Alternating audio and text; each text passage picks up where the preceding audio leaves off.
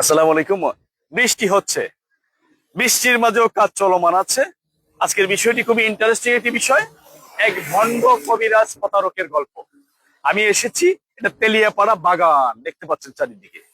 আমি কি আসলে খুঁজে পাবো ওই বাগানে এই ভণ্ড কবিরাজকে? একজন কবিরাজ, উনি মানুষকে জাদু, বান, টোনা, কুফরি, স্বামী স্ত্রী অমিল, অন্যের স্ত্রী নিয়ে আসা, এর ব্যাপারে উনি যথেষ্ট জ্ঞান দেন, মানুষকে সেবা দেন উনি। এটা হচ্ছে ওনার ভাষ্য কবিরাজের। এবং বিশাল একটি সাইনবোর্ড আছে ওনার বাড়ির সামনে, উনি একজন কবিরাজ। কিন্তু উনি নিজেই সৌদিতে গিয়ে মৌখিক ভাবে বিয়ে করে স্বামী স্ত্রী সেজে এক মহিলার সাথে প্রতারণা করেছেন। তাহলে আসলে উনি কেমন কবিরাজ? আমরা কি আসলে আজকে খুঁজে পাবো এই বাগানের ভিতরে এই কবিরাজকে? আপনারা সবাই সাথে থাকবেন। আমি যেখানে অন্যায় সেখানে আমি সৈয়দ রায়হান আমার চেষ্টা চালিয়ে যাব। আমরা চেষ্টা করব আজকে এই ভণ্ড কবিরাজকে আপনাদের মুখোমুখি করতে এবং কবিরাজের এই গল্পগুলো শুনবো। কিন্তু আমরা সবসময় ন্যায়ের পক্ষে, সামাজিক ভাবে শেষ করার পক্ষে। আমি শুধু এই কবিরাজের কথাগুলো তুলে ধরবো, যাতে আগামী অদূর ভবিষ্যতে আরো যারা আছেন কোনো মানুষ যাতে এই ভণ্ড কবিরাজদের খপ্পরে না পড়েন। আসলে এই জাদু বান্টনা বলতে আমি মনে করি এগুলো কিছু নেই, এগুলো একটি আইওয়াশ, মানুষকে জাস্ট মানে মাইন্ড গেম করে প্রতারণা করা, আর কিছুই না। উনি নিজে একজন প্রতারক। আমরা কি খুঁজে পাবো? সবাই সাথে থাকবেন, দেখতে থাকবেন। আসসালামু আলাইকুম। যারা জাদু কুফরি কাটায়, আপনারা তো আধ্যাত্মিক অনেক কিছু জানেন। আধ্যাত্মিক বলতে শুনেন, এটা হলো তো দিন করে আসরটা আসলে ওইগুলি আমরা আপনি যে আজকে আমরা যে আসবো এটা জানলেন না কেন? এই যে দেখেন কবিরাজ সাহেবের বাড়ি, গাছে লেখা আছে এখানে এই ফারুক মিয়া, উনি কি করেন? বদনজর, জাদু টুনা, কুফরি, বান, মানে এগুলা কাটান। জিনপরির আসর। এখন জিনপরির আসর থাকলে তো আজকে উনি আমার ধরার কথা যে আপনি মিথ্যা বলতেছেন, কিন্তু উনি আমাকে ধরতে পারেন না। যাই হোক, আপনি এটা সবাই দেখার জন্য সামাজিক যোগাযোগ মাধ্যমে আপনি আপলোড করার অনুমতি দিচ্ছেন? হ্যাঁ দিচ্ছি, মানে সবাই দেখে শিখুক, শিক্ষক সমস্যা নাই। আর মানুষ যাতে ভুল না করে। না, কেউ যত এরকম প্রতারণা না করে। এখন যে বিদেশে একসাথে থাকলেন, স্বামী স্ত্রীর মতো সম্পর্ক করলেন, শারীরিক সম্পর্কে জড়ালেন, এটা কতটুকু বৈধতা? এটা তো ইসলামের দৃষ্টির মানে হারাম। এই ইসলামের দৃষ্টিতে হারাম হলে, আপনি যদি ইসলামের যদি হারাম কাজ হয়, তা আপনি কিভাবে মানুষকে সেবা দিবেন?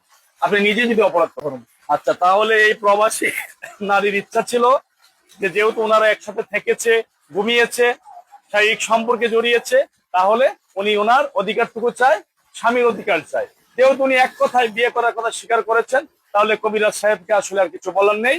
আমি আচ্ছা, উনি বলেছেন কেউ যাতে প্রতারণা না করে। হ্যাঁ, আমি ওনাকে ধন্যবাদ দিচ্ছি, তার মানে উনি সঠিক হ্যাঁ নাকি?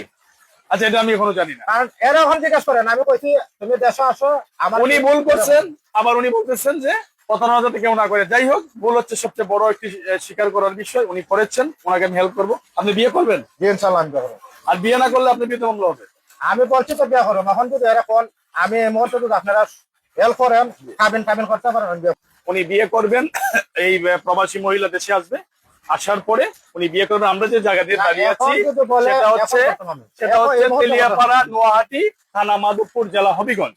আপনার বাড়ি এখানেই? এখন আমার বাড়ি এখানে। এখানে আপনি থাকেন? এই বর্তমান সংসারে কয়টা বাচ্চা আছে? ছেলে মেয়ে? একটা আছে, মেয়ে আছে। একটা মেয়ে। আপনার ওয়াইফের বয়স কি 16-17 নাকি? না, বয়স মনে হয় 24-25। আপনি সবার উদ্দেশ্যে একটা মেসেজ দেন, যাতে মানুষ সচেতন হয়ে চলে, এই ধরনের কাজ না করে। একটু বলেন। মানুষ যত এই ধরনের প্রতারণা না করে, সচেতন হয়ে যত চলে, কারো কোনো গাদ্দারি বাটপারি যত না করে। আপনাকে ধন্যবাদ। আরেকটি বিষয় আমি আসলে না বললেই নয়, আপনি এটাও আমাকে বলতে হবে যে এই যে কবিরাজি, জাদু টোনা, বান টোনা, কুফরি, এগুলো বাদ দিতে হবে ভাই। না ভাই, আমার কথা শুনে, আমি মানুষ সেবা করি না, এটা বললো আপনি হবে না। আমি মানুষের কোনো ক্ষতি করি না, এমন কোন রেকর্ড আমার কাছে। তাইলে আপনি কুফরি লেখাটা বাদ দিতে হবে। এখন আপনার না ভাই, আপনি বুঝছেন না তাহলে বিষয়টা। তারা নষ্ট করছে, এবারে নষ্ট করছে। এখন বিষয়টা হলো বান একটা মেরা দিচ্ছে। এখন এটা আল্লাহ রহমতে আমি আল্লাহর কালাম দিয়ে কাটতে দিই, আমি এটা করি। কিন্তু আমার কাছে এমন কোন রেকর্ড নাই যে একটা রোগী যাতে নষ্ট করছে। হ্যাঁ, আচ্ছা, আপনার ওই যে দিয়ে একটু ধরো তো, এই যে একটা গাছ আছে দেখেন, এটা একটু জুম করে নিয়ে আসো তো, একটু জুম করে নিয়ে আসো। এখানে আমরা একটা কবিরাজ সাহেবকে পেয়েছি। আমরা আগে শুনবো যে উনি কি কাজ করেন, তারপরে আমরা অন্য বিষয়টাতে আসবো। আপনি কি কাজ করেন কবিরাজ সাহেব? আমি কাজ করি জাদু টোনা করলে মানুষের এগুলা খাইতে দিয়ে সভা করি, সবই আমার লোক। মানে জাদু টোনা করলে মানুষের সবই আমার লোক, দিন করে আপর তাপর এগুলি আমি খাই। আর কি করেন? ওই যে স্বামী স্ত্রী কলহ, এগুলা? না, এগুলি কিছু আমি করি না, মানে আপর তাপর টাকা এগুলি ছাড়াই। একজনের দিনে আসর করছে, এগুলি আল্লাহর মতো আমি। আচ্ছা, ওই যে কুফরি শব্দটার মানে কি? এটা কুকুরি, আমি এগুলা, আমরা মুসলমান। মুসলমান আপনার ব্যানারের মধ্যে যে লেখা আছে জাদু টোনা বান কুফরি, কুফরি কুফরিটার এগুলা শব্দের খাতা, অর্থ কি? এটা হলো খাতা। আসলে একজন নষ্ট করছে কুফরি কইরা, এরা হলো মুসলমান তাই না খারি। আর আমরা করি কোনটা, কুফরি করে রাখছে আমরা এটা সব আমরা লক্ষ্য, আমরা মুসলমান, বুঝছো না? কুফরি করাটা হলো তো মুসলমান থেকে না খারি। আমরা এগুলো এগুলা কিভাবে খরচ কিভাবে নেন? খরচা মানে রোগী সুস্থ হয়ে যায়, আমরা সীমিত ভাবে দেয়, রোগী সুস্থ হয়ে মানে যায়। আপনার ব্যবসা এটাই, এই জাদু টোনা এগুলাই? আমরা এগুলি আমি এখন বর্তমান অবস্থায় করতে। আচ্ছা, আপনি তো একজন কবিরাজ মানুষ, হ্যাঁ? যে আপনার সাথে এই যে যে মেয়েটা প্রবাসে আছে, তার কমপ্লেইন হচ্ছে যে আপনি তার হাত থেকে 9 লক্ষ টাকা নিয়ে আসছেন, হ্যাঁ? এ বলতে পারে, এখন- ধ্যান করছে, আমি আমার কথা শুনেন, এ বললো তো না, সে আমার স্বামী হিসাবে আমার গ্রহণ করছে, আমি করছি, তখন আমি একটা বেজালা আছে এটা কইছি, আমি শেয়ার করছি, আমি বেজালটা থেকে মুক্ত হইলে তোমার আমি দেশা হইবা, তোমার আমি গ্রহণ করবো। মানে আপনি তারে আসলে বিয়ে করবেন? হ্যাঁ, বিয়া করুন। আচ্ছা, আমার এই অবুধ মনটা একটা প্রশ্ন আপনার কাছে জানতে চাই। জি। যারা জাদু কুফরি কাটায়, আপনার তো আধ্যাত্মিক অনেক কিছু জানেন, আধ্যাত্মিক বলতে শুনেন, এটা হলো তো দিন করে আসরটা আসর এগুলি আমরা তাই আপনি যে আজকে আমরা যে আসবো এটা জানলেন না কেন? এটা জানলাম না কেন, এটা কি শুনেন, আমি জানতে চাই আপনার কাছে। আপনি আইলে কি না আইলে কি, আমার তো এখানে লুকোচুরি আমরা যে করতেছে আজকে না। আসতেছি হ্যাঁ, এই ঢাকা থেকে, আমি এটা জানি। তো আপনার জানার কথা। আমি জানি হে আমার বলছে, তা আমি বলছি যে এমন চাইটা করো, তাতে আমার সমস্যা নাই, আমি তোমার গ্রহণ করলাম। আসলে দর্শক, এই যে কবিরাজ সাহেব কিন্তু ভালো কাজ করেন এগুলা, জাদু বান টোনা আসর জিন হ্যাঁ। স্বামী সারা নিয়ে অন্যের স্ত্রী নিয়ে আসা, এই কাজে উনি অনেক পারদর্শী, ভালো কাজ করেন। মানে আমি এই কাজটাকে সাপোর্ট করি না, কেন জানি আমি এই কাজটাকে আমার কাছে ভালো লাগে না। যারা এই কাজ করে শোনেন। আমার কাছে মনে হয় এটা কি ভণ্ডামি কাজ। না, কিন্তু আমার আজকে কথা- কবিরাজ বর্ণনা- সাহেব আমরা যে আসলাম, এটা উনি জানলেন না কেন, এটা আমার প্রশ্ন। এটা কোনো সদুত্তর পাইনি। এখন কবিরাজ সাহেব এটা সমাধান করবেন কিভাবে বলেন? এটা আপনি সৌদিতে কত বছর ছিলেন? 3 বছর আছে। 3 বছর। ওইখানে বিয়ে করেছেন আপনারা? না, বিয়া বলতে এর লগে কথা হয়েছে, কিভাবে আপনি কিভাবে পরিচয় তার সাথে? পরিচয় তার বাইরের লগে পরিচয় ছিল, বাইরে আমি বিদেশ, আমি হেল্প করছি, তারপরে মনে করেন এর এর বাইরের ব্যাপারে হে আমার লগে কথা বলছে, বলার পরে আমি অনেক লাঞ্ছনা হয়েছে, আমার কাছে শেয়ার করছে, করার পরে আপনি ওইখানে বিয়ে করছেন তারে? না, আমরা এমনি মুখে জবান বন্ধ হয়েছে আর কি, মুখে? মুখে মুখে। মানে এটা কি আপনার ওই কবিরাজির যে ভাষায় কি কাভার করে? না, না, মানে না। মানে মুখে জবানবন্দি দিয়ে শারীরিক সম্পর্ক করা? শোনেন, কইছি যে দেশ আইলে খাবেন। আমি স্পেসিফিক প্রশ্ন করবো আপনাকে।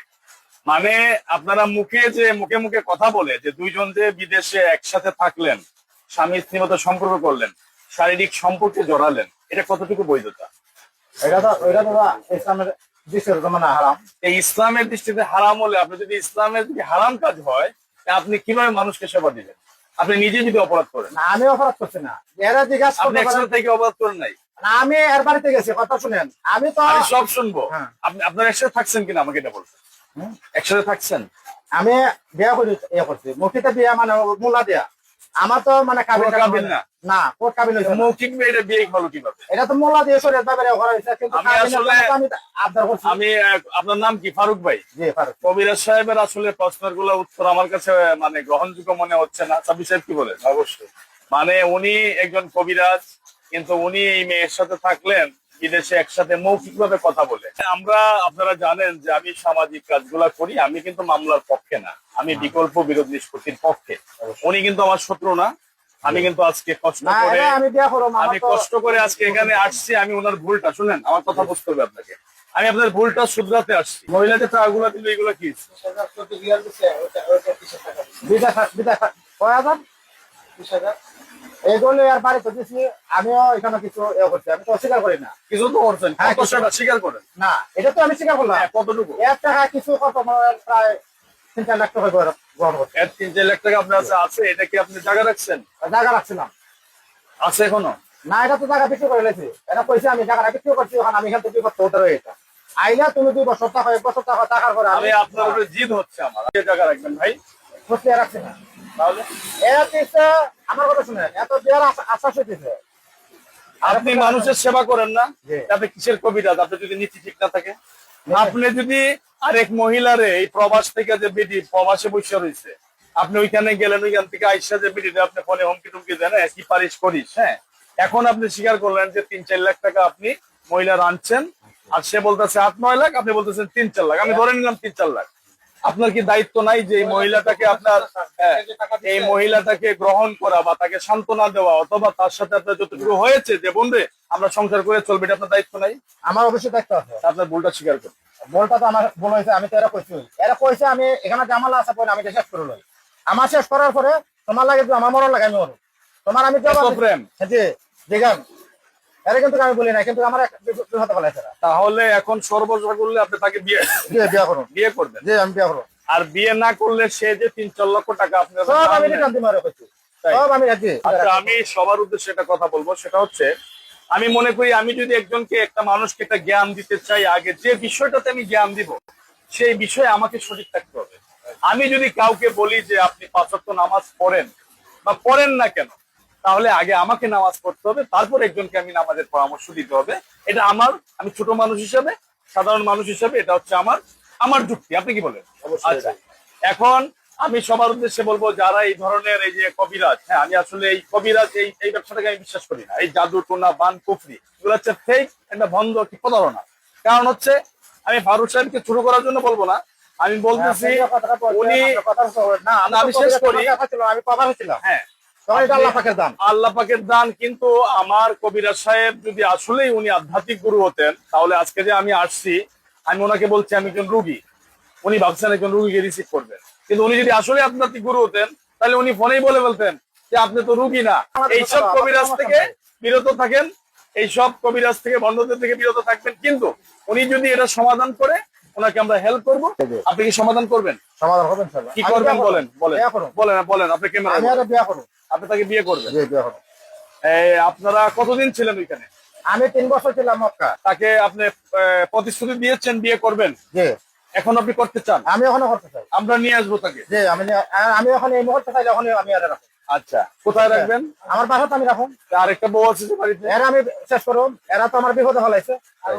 এটা নিয়ে আপনারাই বলেন দর্শক, এই কবিরাজ সাহেবকে কি করা উচিত এবং এই ধরনের কবিরাজদের বিরুদ্ধে কি করা উচিত। যাই হোক, আমি একজন সাধারণ মানুষ, আপনারা জানেন আমি মানুষের জন্য কাজ করি।